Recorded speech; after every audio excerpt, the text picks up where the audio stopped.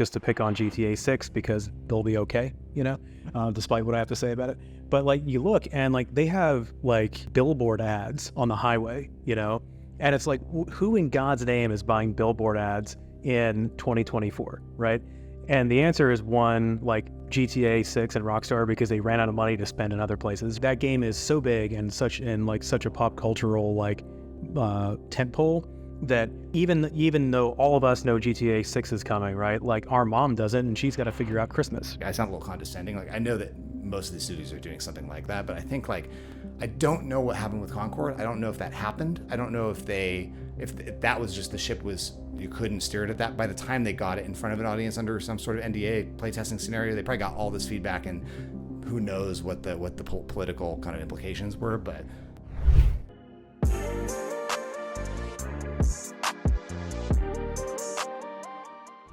Why do some game marketing efforts seem so out of touch with players? How do you market a game in our modern ecosystem? What's different about marketing when you're a huge studio versus a small indie? Let's acknowledge that game marketing is changing. How should you respond? With shifts in how and when you reach players, what's a rough look at the new playbook to succeed? Here to work that out with us, we have Chris Heinz and Joe Blancato from Ignition Facility. They spend their working hours teaching small studios and large studios how to get players interested in their games. Let's dive into it. If you were to go and I want you to put on your critical hats. I know you both are constructive people who like to go, this is what you should be doing.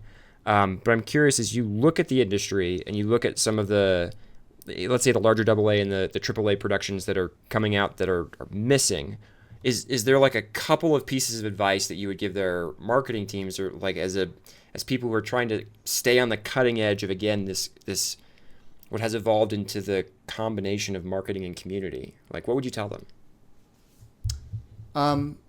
This is even more armchair quarterbacking. Like if I'm a Riot, for instance. That's okay. We're a podcast. We're allowed to do that. Yeah, that's true. We have license. I feel like the correct approach probably, and this is, I'm sure a bunch of smarter people would argue with me, would be to have more of a labs style approach to publishing. Like get your stuff to a point where it is a proof of concept and expose it to the light of day, show it to players early, do it in a way that is, branded correctly, so you can kind of hedge some of the risk around, because one reason why big studios and big publishers are resistant to showing stuff early is because there's only one chance to make a first impression, but also there's an expectation from the audience. You have this game that, if let's say it's GTA or whatever, and so probably the right way to market GTA 6 is not to show it early. It's to wait until that thing is done as it could be and really market the hell out of it and whatever. That's the exception. I think for most new, especially if you're trying to build a game that is live service, a forever game of some sort, treading new ground in terms of genre or mechanics or whatever, like you need to get signal as soon as possible on that. Understand, is the concept resonating with players? Is the IP that you've chosen or whatever resonating with players? Is the messaging, is the creative, the way you're talking about it resonating? And get players in early. This is a lot easier said than done, a lot easier to do when you're at small scale. Like the best example, I might as well bring it up because it's probably the most pressing example today in September, is Odyssey, the Omega Strikers team. They put that game kind of on ice. They're still supporting it, but they're not making new content for it because it wasn't a sustainable free-to-play business. A lot of us have learned that lesson in the last 5 years. Yeah, it turns out to make money, you got to be somebody's favorite game, and by somebody I mean half the planet. Right? Yeah. It's just, and so they have a game that's like a Battle Royale Smash platform fighter, and they're like, we've been developing it for about 9 months, and we're just gonna. Hey, we have an audience. We have a community that likes the IP, likes us as developers. We have a good marketing team. Let's just show it to people and play test it. And we're gonna say publicly, we're gonna kill this game if the numbers don't work, right? So come play it. Tell us what you think. If it doesn't work, whatever. It's a prototype. We got 5 more in the backlog too. That's a really interesting approach. They are able to do that at scale because they already have an audience, so they can get 2,000 people to come play the game. So you see, concurrently for a brand new game, they get 20,000 wish lists out the gate just by making a tweet and a video. I'm underselling the amount of marketing coordination that goes into that. But they do have they've invested, right? They are reaping the benefits of having invested in marketing in really smart ways for their first game, where they had to be a lot scrappier and had to do a lot of crazy stuff, like get a bunch of like Brazilians to come stream the game and get a bunch of college esports organizations to get on board and get super psyched about it. Anyway, point is, I don't know if you're a AAA or you're in that kind of space, how to operationalize that, or if it's actually just completely at odds with your business. I think there probably is some middle ground where you like test your stuff early, go get feedback on, like, this is the thing. Most game studios especially game studios that are trying to be sophisticated about the way they do software development, probably do some sort of agile marketing or agile development in some way, shape, or form. They have a hypothesis, they build, they play test, they iterate. They iterate until they get to where they're trying to go. And it's not a straight line. It's a curvy, weird path. The same thing is probably true of your marketing. And if you're not exposing your marketing, like your tactics, your creative, your messaging, whatever, to the light of day, to those real world conditions, or something that is at least a facsimile of real world conditions, you're going to be setting yourself up for failure. So do that early in some way. By the way, one way to do that that's a little bit more conservative is to do that under NDA. You're not going to get the same conditions. You're not going to be able to actually market the game on those algorithms that everybody cares about, but you are going to be able to get in front of tastemakers. You probably have a bunch of money, so go use that money to acquire players that are willing to sign an NDA and come play your thing. I know that there are AAA studios and however you classify it, there's big $100 million budget studios that are doing that very thing right now, using content creators to acquire a bunch of users to come in and who are like very representative, very hand selected players to give feedback on the product, the IP, the marketing, etc. And you're getting data that entire time about what might work down the road in terms of, this kind of content creator drove this kind of conversion to playtest. You're going to have data all the way through that funnel. And because you're not doing this on Steam, you probably have a way better attribution about that. Your cost per user is going to be through the roof. It's going to cost you like $50 to get somebody to come play your video game under NDA. But that's probably worth it because of what you'll learn from that player and the however many others that you could bring in the front door. And so do something to actually, and I'm saying this like I sound a little condescending. Like I know that most of these studios are doing something like that, but I think like, I don't know what happened with Concord. I don't know if that happened. I don't know if that was just the ship was, you couldn't steer it at that. By the time they got it in front of an audience under some sort of NDA playtesting scenario, they probably got all this feedback, and who knows what the political kind of implications were. But like that reads to me as a scenario where they did not actually, either they didn't do that or they didn't listen, right? Yeah, like I think what's interesting is like there's different strata of places that you can start getting advice, right? Because it's like, okay, what do you tell a AAA marketing manager? I'm like, I don't know, like what do you tell the heir to, like to the Walmart fortune? It's like, be gracious when you get the Ferrari. It's like it's just a different world, right? And it's like I've been in it, and it's one of those things where it's just like you kind of think about like you're driving through town, right? And like just to pick on GTA 6 because they'll be okay, despite what I have to say about it. But like you look and like they have like billboard ads on the highway, and it's like, who in God's name is buying billboard ads in 2024, right? And the answer is one, like GTA 6 and Rockstar, because they ran out of money to spend in other places, right? Because their marketing budget is as big as their development budget usually, right? But the other two is like that game is so big and such a pop cultural like tentpole that even though all of us know GTA 6 is coming, right? Like our mom doesn't, and she's got to figure out Christmas, right? And so like being able to reach even outside of like the customer base is valuable to them. At a smaller scale, like you're not going to get there with your first game unless you're really lucky, right? I would say like to folks that are kind of more like kind of like just still getting to that point. I would say start marketing earlier than you think you should. Get your Steam page up, start talking to people, start getting some content out there.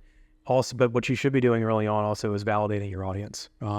It's very easy to think you're making a game for people that like X, and it turns out you're making a game for people that like Y.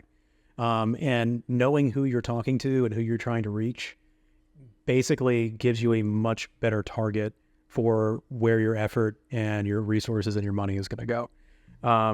And the other thing I would say is start community as early as you can too. Like giving people who are interested in what you're doing a place to go and a place to share that excitement will make you money. It doesn't feel like it, but like if you have 100 people in your Discord, that can turn into 1,000 really quickly.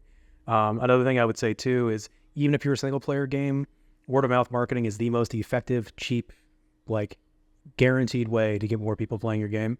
Find a way to measure that.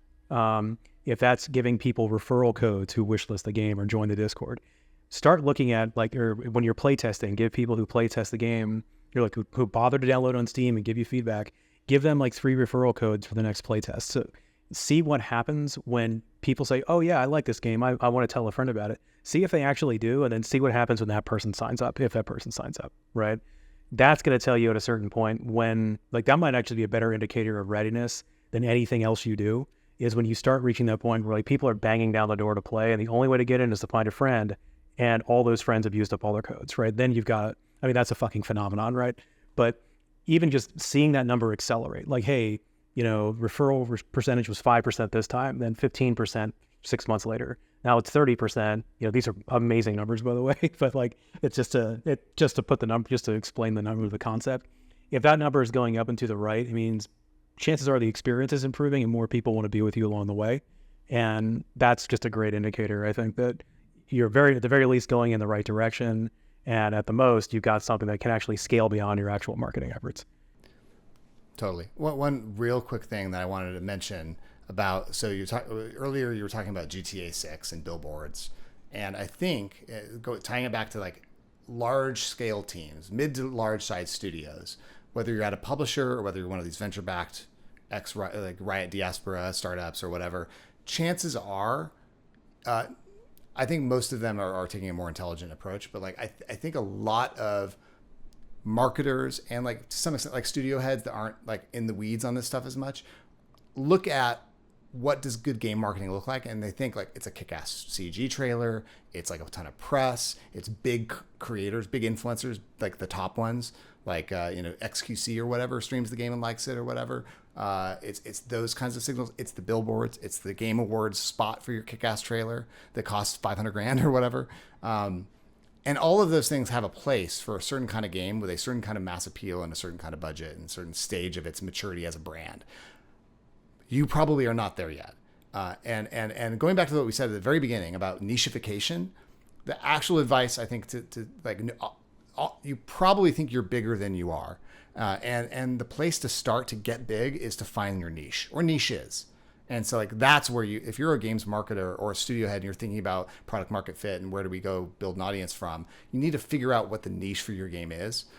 What's an underserved or interesting niche. And that doesn't necessarily have to impact product strategy or design. Like it could be, go figure out, like if you're on the marketing side of things, go figure out where to go fishing, right? Where are the niches that are going to be a good fit for this game that you've already built to this point, and validate that. And that gives you a ton of really actionable insight about where you can actually spend money in the future. You found your golden cohort, as like the growth hackers would call it or whatever, and you can kind of grow out from there. And you get to billboards probably after like 5 or 6 games in a couple decades, and you have the next GTA kind of property, and you can then you can worry about brand marketing and getting in front of that really mass appeal audience, like Elden Ring and Baldur's Gate. Those examples we were talking about. That one's going to be up there. I was just thinking about Elden Ring. I'm like, Elden Ring is going to be on a billboard. That's for darn sure. 100%. And like that's and should be. And that's I think most game developers, designers, whatever, are probably thinking about Elden Ring as like a great success scenario and not thinking about all of the advantages and investment that game has had over a very, very long period of time,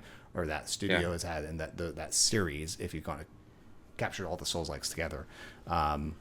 So it's like don't think smaller necessarily, but think more strategically and narrowly about your and specifically, narrowly is the wrong word, specifically about who your audiences are. Go and then test early. And figure out if you're right. There's a theme that's coming up for me, and I meant to say Elder Scrolls, not Elden Ring, but both apply. Whenever Elder Scrolls 7 is coming out, that should be on a billboard. But anyway, the theme that I'm picking up,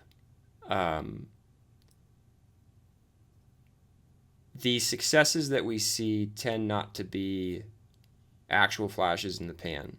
There's a lot that goes into it. And this is something any founder of any studio, any company of any kind will tell you. Like, I didn't get here by, last month I decided I was going to do something, and then this month, oh my gosh, I'm a billionaire. I'm not saying that doesn't happen. But for me, that's almost the creative auteur model of a video game like design philosophy, where it's, well, what we need is we need the one person who has got the whole game in their head, and we're just gonna have people try to pull it out of their head and then build all the pieces, and then when it's all going to come together perfectly, and then we're going to ship it, and it's going to be the biggest game of all time. I'm like, Peter Molyneux is making another one. Right? Yeah, I'm. And by the way, there are people like that, that you can point to. Nintendo, admire. Like there's people and companies that seem to, from the outside at least, seem to pull this off.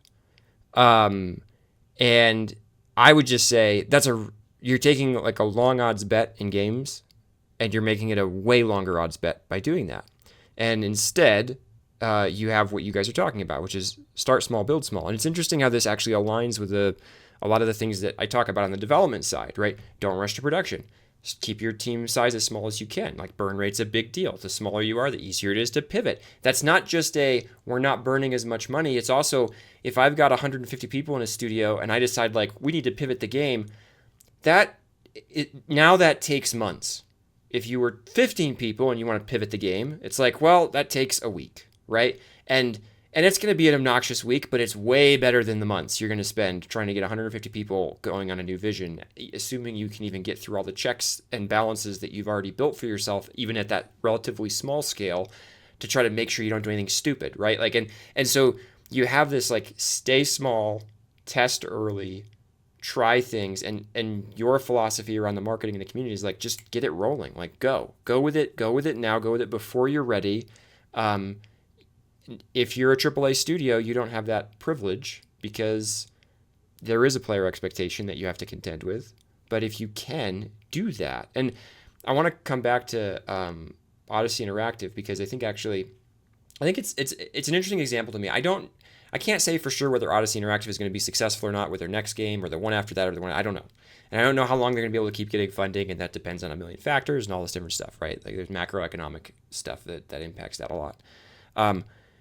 I will say that what you were describing about how they were approaching their next game, they seem like somebody who's trying to stack the deck in their favor. And so if we were to say something like, hey, this is a low odds game dev, like there were, I don't know, I think there were 14,000 Steam games, and who knows how many different things that on other platforms, like let's say there's 100,000 different things people can play that came out in the last year, 18 months, whatever it was, which is not an unreasonably high number, I don't think. No, yeah, and more, like, that number is growing. Your odds of making money are low. This is about stacking the deck in your favor and figuring out when you're not going the right direction as fast as possible. And I appreciate that you guys are both talking about that, but it's like you want to meld the development side of the organization that's trying to stay light, pivot fast, like be flexible, empower people to make calls and do stuff, and with a marketing team that's the same way. And we all recognize that, like, hey, when you're, a week from launch, it's all planned out, right? By then, you're done, pencils down, it's going to happen now. You will reach that point. Yeah, exactly. But you have a lot more space before that on the development side, and it sounds like also on the marketing side, to actually learn and play and tinker and try stuff, and do it in a way that's more cost effective than these gigantic efforts that, you didn't test it, so it just blew up in your face. Oh yeah, like I remember a little while ago we were kind of trying to start like an indie publisher, so we talked to a lot of VCs and advisors in that space, and one of the pieces of feedback that we got was it's hard to invest in marketing because you never get that money back, right? If you invest in a game studio and the game flops, it's like, well, there's 20 to 50 people that just learned a lot about how to make a game together, right? Whereas with marketing, it's like, okay, well, you just set $500,000 on fire in Facebook ads and like nothing worked, right? And I think some of the way that we kind of view the world is applying that thinking to saying like, okay, well, how do you build institutional knowledge on how to market yourself, right? How do you do things that don't scale initially to prove a concept? Then say, okay, yeah, we should go pour money in this, right? And I think what's funny is you kind of make the distinction between the development and publishing side. Like I've always kind of felt that line should be a lot blurrier than it typically is at a studio. Yeah, just because like I think like honestly, like I think especially in pre-production and early production, marketing and products should be talking a lot, right? Because marketing, especially if they're doing community right, they're going to be out there saying, hey, this thing you're talking about, this is what people are saying, right? This is how I need to talk about it. What do you think about that? Are we capturing the experience that your vision is leading toward? Or are we talking about the now? We should be talking about the future, or vice versa. Or it's like, hey, like we want to do a trailer that's going to cost a lot of money and it's going to take 6 months. What do we have now that we can start working on? Like, how do we actually deliver on that at a high fidelity of the things that we want to say, we want to talk about? Because unfortunately, like a lot of the marketing side it's not as iterative, it's not as agile as it looks like on the dev side, right? Like we can move in sprints, but it doesn't really work that way. It's kind of very more project oriented with deadlines and stuff like that. Just because the nature of the work is more delivery focused than it is discovery focused, right? But finding ways to kind of get those two sides to be working in lockstep and making sure the information is flowing in a really meaningful way. I think that's what really unlocks marketing to be as successful as it can be, is in situations like that. And like we've all worked at places that have that and places that don't. It feels different. It feels adversarial at times. That's gross, you know? It's interesting when you get to a place and you know, we all share Riot in our background, where I almost viewed marketing not as, oh, that's somebody else over there on the publisher. It was just like, this is just another discipline. Like we've got QA, we've got marketing, we've got, you know, and that I didn't realize until far into my time at Riot, like, oh, this is abnormal. Like this is not, like there's very much can be this us versus them. And there's like, well, there's the publishing side stuff and then there's the studio side stuff. Like we develop the game and we're the experts about the games and making them and all, but the publishers are the experts and everybody thinks we're all the most important. And it's like, no, we're the problem with games is that everybody needs to hit a home run at the same time and you might make your money back, right? Like that's how this works. And it's not actually a bunch of individual home runs. It has to be a team thing. I think like a soccer or rugby is a better analogy for that, because like it's not you going out, it's you going out with everybody else. Chris, go ahead. This is why the publisher and AAA kind of model is pretty busted. Like the old school publisher model is publishers are making a bunch of bets. So are VCs, but they're not doing any of the work. They're not on the team. They're the man. They're Steve Ballmer or whatever, right? Right. They're just the money guys. And that might be unfair to Steve Ballmer. Maybe does he own the Clippers or whatever? Anyway, point is, the old school publisher model is adversarial to some extent. The last part of the Helldivers story is after that they also had this issue with balance, where the way the balance team was making decisions was alienating a large vocal cohort of the player audience. I don't know how much that actually impacts churn and like any kind of fall off or whatever.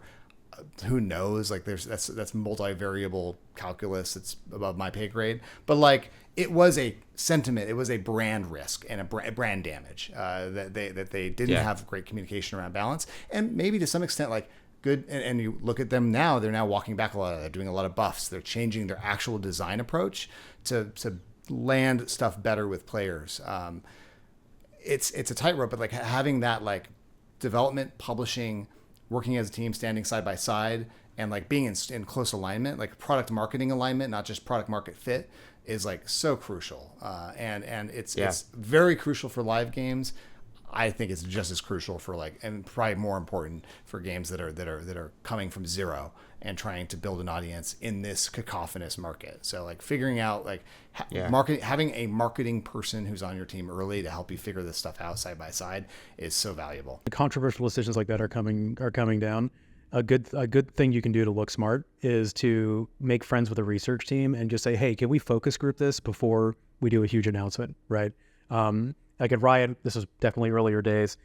We had just brought on the research team, and there was basically a plan. Like we wanted to do like the seasonal sets of champions. So like, hey, like we're coming up on 100 champions. That's just the cognitive load is too high. What if we made seasons of 30 champions and ranked, right? And so my boss, like fucking brilliant guy, was just like, not just because of this, but he was like, hey, let's do some research to see if we should. Because we were kind of at loggerheads. Because like me, the community guy, I'm like, this is going to be bad, right? And the designer, she was like, no, we totally need to do this. And so it's kind of like a good tiebreaker on something that could be controversial and could be messaged away, but really should we? And in doing that, we all sat there and watched people talk about it. And we kind of we reached a mutual conclusion that, yeah, we could do this, but players aren't seeing the problem yet, right? So it's like, let's put this on hold for now. And what's cool about that too is like everybody can kind of walk away happy. Now, I don't know if you can do that when Sony's breathing down your neck saying accounts must merge because, like our stock Contracts. Sony and Arrowhead are not side by side on the same team. They're adversarial is the wrong word, but they are not. They have misaligned interests to some extent, and that creates these scenarios. And this gets into this idea of like aligned incentives, right? Everything I get hit on LinkedIn all the time because I have the title like founder, and so there's a million people who want to help me find leads and all this. Oh my God, stuff. yeah. And I'm always pinging out to them. Not always. Sometimes I ping out if I'm like, hey, this seemed particularly promising, or you hit me in a unique spot, but I'm still not going to buy your thing. I'm going to ask you, can we align incentives? Is there any way that we can make it so that if I win, you win, and if you win, I win, right? Can we set that up? And if you're like, no, we just trust our stuff so much, you're going to pay us a bunch of money. If it doesn't work, oh, well, that's on you. I'm like, okay, well, that doesn't sound great for me. Maybe I suck, and I want you to shoulder the risk of that as the person that's going to be doing my marketing or lead gen or whatever it is, as much as I am, because I'm in this with you, and I might put in massive effort and just be down thousands of dollars and have not even learned very much. And so this idea of aligned incentives, like at a much larger scale, I see that between these publishers and the studios. And I also think we've probably all seen companies where either on the publisher side or on the studio side, it's almost like we're not allowed to talk. There is a divide there, and that is even worse for this idea of trying to align incentives, right? I can't even go over there and say like, hey, I think that ad that you're thinking about running, I think we could tweak it and make it a lot better based on some things we've changed on the game side, right? Because that might give a false impression, and I think this actually would be more appealing to our audience and blah, blah, blah, like whatever it is. Again, these little things, and I think everybody sort of sits back in their expertise in those environments and just goes like, well, my job is to be the best at this. I'm going to do that, and I'm not going to give any feedback to anybody else. I'm not really going to collaborate with the people that are building this or the people that are marketing this from the other direction. Well, what do you expect to have happen? Of course you're going to go in different directions, right? Like you said, you're not aligned, and no one's taking care of that. And that's the joke I'd always say at Riot is they always hired me to come in and fix process because there was like the process is broken and the team's busted. Can you come in and fix the process? We need like run the meetings better or fix the stand up or whatever. And I'd always go in and I'd say, cool, give me a couple weeks. I want to talk to everybody. And then I'd discover like, hey, your product owner wants to go north. Your team wants to go south. The players think you're going east and your stakeholders want to go west. We should pick one. And I'm not going to tell you which one is right. There's somebody here, probably between the stakeholders and the product owner, with hopefully a healthy dose of player, is going to decide like, well, this is where we should go. And what do you know? When everybody was going the same direction, suddenly the process problems weren't a problem, because what we were actually trying to do is use process to enforce compliance to a way of operating, to a particular goal. And I think that happens between publishers and studios as well. I'm going to use the contract that we have, the way that this is set up, to try to enforce your compliance to an idea, because we're fundamentally going in different directions. And, sometimes it's like 5 degrees and sometimes it's 180. But if you're going in different directions, you're just going to have a bad time. So one thing I'm going to ask, I'm not an expert in community. I'm not an expert in marketing. What should I have asked you that I didn't about this that would help leaders in game dev today? Or what's something you would like to say to leaders in game dev? What would help them succeed? I think we said our usual piece. Like our mantra is really about that getting signal early, testing early, marketing your game sooner than you might be comfortable otherwise, and not being so scared of your own shadow and so worried about first impressions, etc. Like start earlier than you possibly think you should. I think probably there are probably a lot of practical. I think what most developers would start with, studio like leadership, whatever, is some sort of very practical, very very tactical question around like, how do we get content creators to stream our game, or how do I run a play test? Do I do it on Steam? Do I do it like this way? And like, there's a lot of those kinds of practical questions that I think would actually be the questions they would ask. That's the kind of questions we get all the time. And so we could dive into some of those. But I think like all those questions ladder up to a fundamental kind of like, okay, what are we trying to solve here? We are trying to make a great game, and a great game is a great marketable game. And so how are we going to validate that this game is marketable, and how are we going to market it? Like, the only way to find out if it's marketable is to market it. And so figuring out the right way for your game and your context, your budget, your scenario to do that is what you should be thinking about before you raise money, frankly. Like you should be thinking about, as a member of your founding team, if not advisors, like, think about, how do we bring this thing to market as quickly as possible, especially in this funding environment, which who knows how long it's going to be this way. I don't know. I don't know if it's survived till 25. I think it's go get revenue. And the way to do that is well, you know, like, how did you frame it, Ben? Like, everybody on the team has to hit a home run at the same time, and then maybe you've got a shot. But like, it also means that you've got whatever runway you have, you need to get signal that your game is going to be a going affair, whether or not that's revenue or whether that's like, we've got this kind of traction. Traction is really, really hard to get. And you are waiting way too long to start getting it, most likely. So that's kind of like that's what I would typically leave folks with.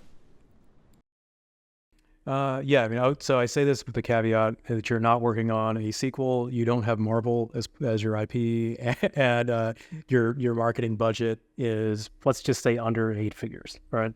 What I would say is start earlier than you think for marketing. Every time you talk publicly about what you're doing is another chance to earn a fan. And the more people that you get on your side early are the people that are going to follow you along and will basically reward you in the long run, because ultimately, like, those are the people that are going to tell all their friends that whatever you're making is the best thing since sliced bread, and you have to play it. You have to. The other bit is in working alongside that, talked a lot about shots on goal. Try different ones. Try stuff that doesn't make sense, okay? Because, like, the thing is, we say, okay, you're going to need creators, you're going to need or influencers, whatever you call it. You're going to need content marketing. You're going to need Steam. You're going to need, like, some sort of publisher, like, whatever that looks like, right? That is all stuff that is very much foundational and can take you into the stratosphere. But you also need to figure out what about your game specifically is the selling point. Like, what's the hook? And what's that thing that you all need to rally behind? And you might know it and you might get it right just because you're making an awesome game. The team totally gets what's happening and it's just working. But every time you're out there talking to a player or talking to multiple players, they're going to tell you what you should be talking about, right? If they like some aspect of the game that you don't think is really that big of a deal, it is a big deal because you just have people say it is, right? So listen to them and let them tell you how you should market in certain environments, right? And then also, like, try it. If it works, great, cool. You just found your hook, and if it doesn't, okay, well, there's a mismatch here, right? But yeah, I mean, I think it just kind of goes back to experiment early. Don't build things around a tool. It's just like, try stuff that you may not be able to scale in the long run. Just especially in that first like early gestational phase, this is the time that everything's cheap. Try as much as you can. So when it's time to really start spending money, you know where to put it. Nice. Love it. Okay. If people want to find out more about either of you, both of you, where should they go? ignitionfacility.com, or find us on LinkedIn. We've been, like, it's a good problem to have. We've been busy with, like, client work and heads down on some stuff, especially the kind of client work we like, which is like, we like to be pretty embedded. Like, we want to be, there's kind of like two poles to, like, the way we like to work with studios is, like, either we can be consultants and we can kind of give you, answer your question on a kind of consistent basis, give you, like, our take on our strategy and some evidence, and then you can go execute, and we probably have the right contacts to help you execute if you want to, like, hire your own community manager or bring on an agency that specializes in content creators or whatever. But we also like to work with teams where we're, like, almost like part, like an extension of their team. Like, we're doing that with a couple teams right now, and it's really satisfying. It's just also, like, a ton of work. So yeah, find us on LinkedIn, ignitionfacility.com. Yep. Cool. All right. That's awesome. Thank you both so much. I think this has been really insightful. I've appreciated it. You guys have been doing this for a while, and yeah, if you haven't, check them out. If you need help on this, ask them some questions. They're very nice people, and they also are sharp about where things are going. So, okay, thank you both. Maybe we'll do it again sometime. Cheers. All right, bye-bye. Okay, here's a quick recap of what we were just talking about. First, it's becoming easier and easier to make games, and that has some serious advantages, but it's impacting the market and game dev in a ton of ways. It's also adjusting player expectations and desires. Second, the ecosystem is changing. Discovery algorithms on platforms like Roblox and Steam are playing an ever-growing role in determining if anyone even knows your game exists. Meanwhile, traditional media like IGN and other review sites, while still somewhat relevant, are no longer the tastemakers they used to be. That could be in the hands of influencers or streamers or others. Third, testing out your game as both a product and also your chosen marketing strategy for that game early will pay dividends. You don't want to wait till just before ship to discover one or the other is ineffective. The old playbook just doesn't work that well anymore. Fourth, many of the breakout successes we see today are actually the result of a developer, big or small, building other games over the course of years or decades. Unfortunately, few studios are configured or funded for that type of eventual success, instead banking everything into one giant shot. Fifth, be careful about falling in love with your plan. The plan can lead you to a dead end really fast if you don't contact reality, don't listen to players, or just don't pay attention to how the world is changing. Especially as a smaller studio, take this advantage and be ready to pivot. 6. There's uncertainty baked into the world of games. You won't know if you'll make it until you ship. You can have an idea, you can take your best guess, but especially for games that intend to last for years or longer as live services, you simply won't know. 7th, players already have many games from the last several decades that they are often perfectly happy to keep playing. Think of Fortnite, League of Legends, World of Warcraft, Warframe, etc. The market is crowded and only becoming more so. Don't kid yourself on this, regardless of where you're headed in game dev. This is going to be hard. That's it. Thanks for listening. Did you enjoy this episode? If you did and are looking for more conversations like this one, join the Building Better Games Discord community. It's for leaders and producers in game dev who are frustrated with solving the wrong problems and who want to share experiences and learn how to lead and build better games. Check out the show notes to join. I'll see you there.